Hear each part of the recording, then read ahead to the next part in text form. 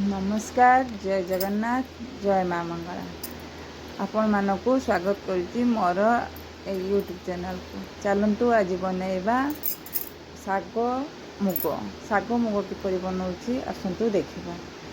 शाग मुग रेसिपीटी एते बढ़िया लगला जे एते सुंदर होती आपण निजे न बन खाइले न खाया पर्यंत आपण विश्वास करें। चलतु देखा केमिति बनाऊँगी। शाग मुग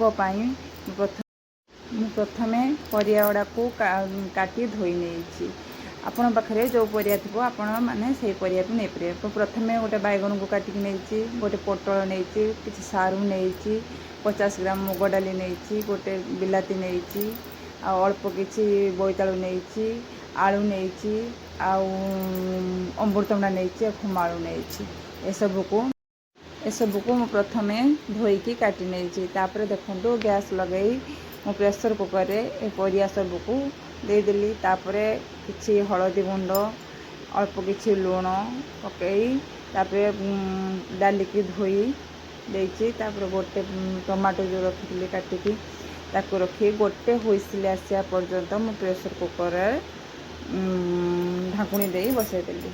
एपटे शाग देखु कोशिला शाग जोड़ा जगन्नाथ पाखे शाग भी भोग हुए यही शाग मुग जगन्नाथ पाखे भी भोगर लगे।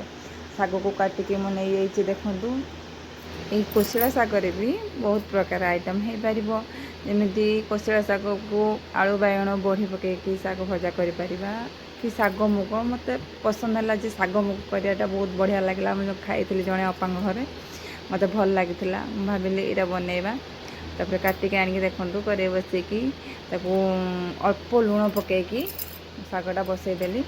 जमी शागटार रिसेंटली धोई दे आनी बहुत पानी बाहर कि शागटा धोईकी सुखी रखी से पानी बाहरलानी अल्प पानी बाहरला पानी काढ़ी देकी अलगा करदेली।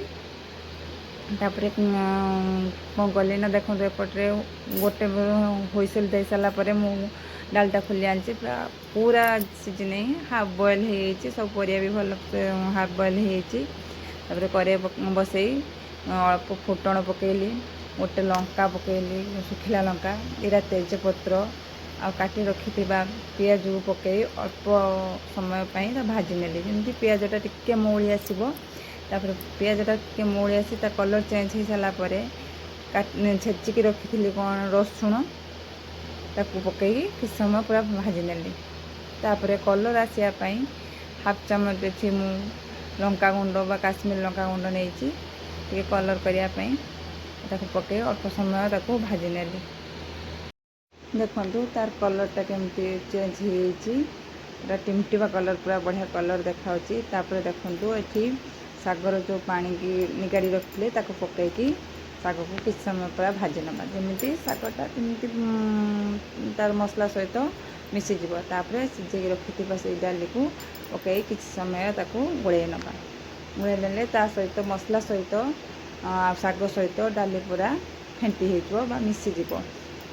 तापर अल्प किसी लुण पकेली लुण स्वाद अनुसार पकई अल्प टे टेस्ट कर पकेली लुण टे पकेली गरम मसला पकेली तापर कोरिकी रखि कि नड़िया नड़ियाटा पकेले शाग मुगर तार टेस्ट बहुत बढ़िया आसे।